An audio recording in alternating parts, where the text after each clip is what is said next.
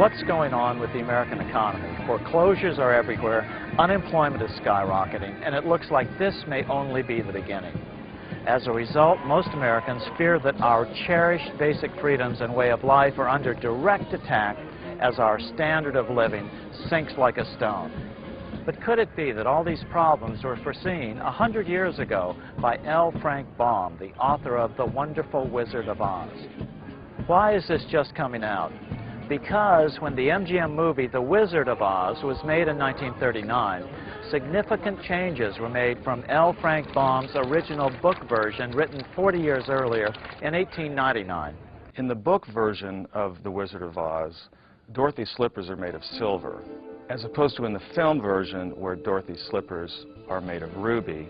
You take away the silver slippers on the gold or yellow brick road, and all of the other symbolism tends to be lost.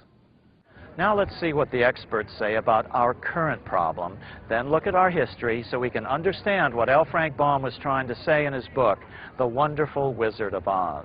Well, it's no secret to any American that we're living in very precarious times. Americans are being robbed blind, and they don't even know who's doing the robbing.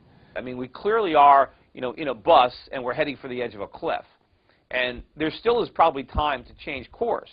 The only problem is the people driving the bus don't realize that there's a cliff there yet. If the problem that's grinding the economy to a halt is too much debt, and if nobody in the government in either party is looking at solving the debt problem, then the answer is it's going to go into a depression as far as the eye can see. And so we're going to have a massive, massive recession, or let's call it a depression, while the economy rebalances away from a service sector economy towards a good producing economy, away from a borrow and spend economy to a save and produce economy. That's what we need to do. We can't get from where we are to where we need to be without a severe depression. What can government do? The sad answer is, under our current monetary system, nothing. It's not going to get any better until the root cause of the problem is understood and addressed. There isn't enough stimulus money in the entire world to get us out of this hole. Why? Debt. The national debt is just like our consumer debt. It's the interest that's killing us. You must understand that every penny, every dollar we have in circulation is created as an interest-bearing debt. So what is the national debt? When government spends more than it collects in taxes, it has to borrow the difference by selling interest-bearing IOUs, such as U.S. bonds. When a U.S. bank buys a $100 U.S. bond, it gets to loan out 10 times that amount. So the bank not only gets back the $100 plus interest from the federal government, it gets to loan out another $1,000 it doesn't have and charge additional interest. Banks are allowed to create this extra money out of thin air. That's why bank buildings are the biggest in every town on the planet. This system of lending way more than you have is called fractional reserve lending. Almost all our money is created by banks, lending it to people, to companies, or to government. As we'll see, there is a better way for a government to get money. Simply issue it without debt for the benefit of all citizens equally. Abraham Lincoln did it, Ben Franklin did it, Jefferson wanted to do it. Honest Americans have fought against this bank-controlled debt money system throughout American history. But unless we change it soon, most of our freedoms will soon be lost in a tidal wave of debt.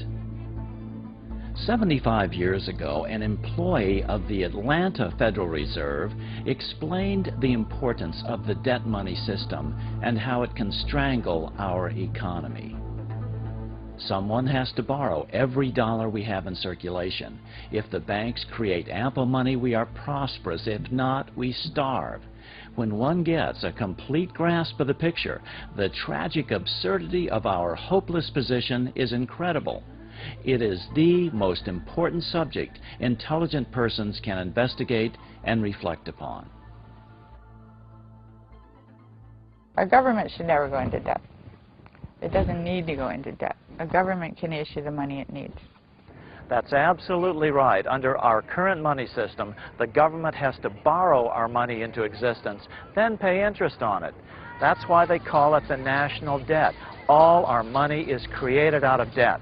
Politicians who focus on reducing the national debt without trying to actually fix the underlying cause probably don't understand what the national debt really is.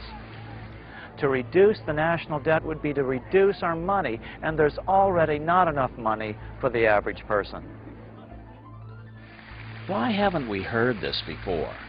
Because most of the media and Congress are beholden to the big banks for loans.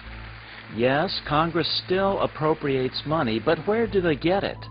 Again, what they can't raise from taxes, they borrow from banks. In 2009, Congress will spend over $4 trillion, but they will have to borrow half of it. But on top of that, in 2008-2009, Congress bailed out the biggest banks by giving them nearly $1 trillion. The worst part is, we aren't just giving the money away, we're borrowing it to give it away. If we don't do something about the fact that we are now in a situation where the additional debt we're taking on is actually depressing GDP, we're going to have a major problem here in the very near future. You can't keep doing that forever. Sooner or later, the people that loan us that money are going to say, no, we're not going to loan you anymore. One of the things I think that's difficult to figure out from the political side of this thing, it's clear that they're making a lot of mistakes. And the question in my mind is, are these mistakes? Could people in Washington, you know, the highest officials of the land, really be ignorant about what they're doing? Because I can't look at what the politicians are doing in Washington. I can't look at that and say there's any hope of that working. And these guys have to face an election. Now, when the next election rolls around, they're not going to be politically popular figures. There are going to be consequences for the politicians. So what makes them push the wrong buttons? The other day I heard a senator on TV say the trouble with General Motors, they have too much debt. And so the solution is to give them another big loan. Well, you can't borrow yourself out of debt. General Motors can't. You and I can't. The federal government can't. Nobody can borrow themselves out of debt. No more than, like I said before, you cannot drink yourself sober. And that's what we're all trying to do. So it don't make any difference what kind of stimulus. And Obama, he had the right idea. We're going to build lots of new roads, but he's going to borrow the money. Well, how we can't even pay the debt now. I mean, we can't even pay the interest on it. Nobody's even talking about the debt problem as such. They're talking about the fact that, gee, the bankers aren't making enough money to live in the way that they're accustomed to. Until politicians begin to understand where the root of the problem lies, we're never going to fix this. But the good news is that the solution isn't new or radical. America used to do it long before L. Frank Baum wrote about it. Throughout American history, politicians have fought with big bankers over it. But this aspect of our history has now been erased from history books. I think we need to reconsider and rethink, perhaps, the very foundations of our economic and monetary system. The government, a government agency of some kind, should take charge of the money supply. But that's not the way it is now in Great Britain. No, not in any country. It's almost all over the world. The bulk of the money supply is now created by commercial banks as debt. If we were starting for people that were just at the start of the constitution of a society, and someone suggested, well, look, the best way of creating the money and putting it in is to combine it with the function of providing a competitive profit-making market for borrowing and lending, it would be regarded as idiotic. You want a new cause to embrace? You want to do something good for humanity? How about one simple reform that will fix most of the bad things in this world, like hunger, poverty, disease, and misery? This is the ultimate civil rights struggle, humankind's escape from serfdom. As President Obama put it, due to the ongoing recession, the number of chronically hungry people will climb to over 1 billion worldwide. But this is completely unnecessary. Yes, we could eliminate world hunger in a few years, but how? The solution is the secret that's been hidden from us for over 100 years, ever since the time when author L. Frank Baum wrote The Wonderful Wizard of Oz. But before we show you what these symbols were, we've got to understand some history. Otherwise, the Wizard of Oz connection just won't make sense to you. So let's take a journey down the yellow brick road through monetary history.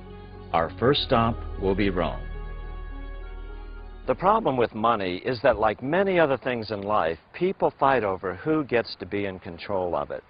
In fact, the only time Jesus became violent was when he chased the money changers from the temple.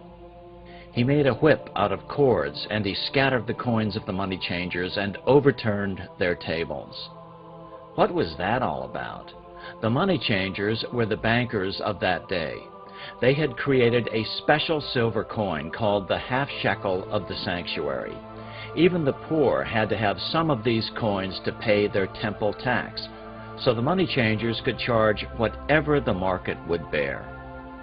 This monopoly on money was nothing less than stealing from the poorest Jews on their holiest ground.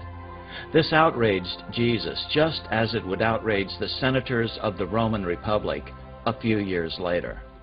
Although we will never know for sure, fighting over control of money may have been the cause of one of the most famous assassinations in history. What made Rome great? There were many factors, but certainly the most overlooked was the money system of the Roman Republic. About 300 BC, the Roman Republic supplied the people with a plentiful form of cheap money, money made from copper and bronze. Then they spent this cheap money into the economy. It was a revolutionary idea. Today, opponents of this money system call it fiat money, money not backed by precious metals. But what the Roman Republicans had discovered was that it doesn't matter what backs the money. All that matters is who controls its quantity. Did it work back then? It was amazingly effective. Unlike today, it was a money system created without debt to the government.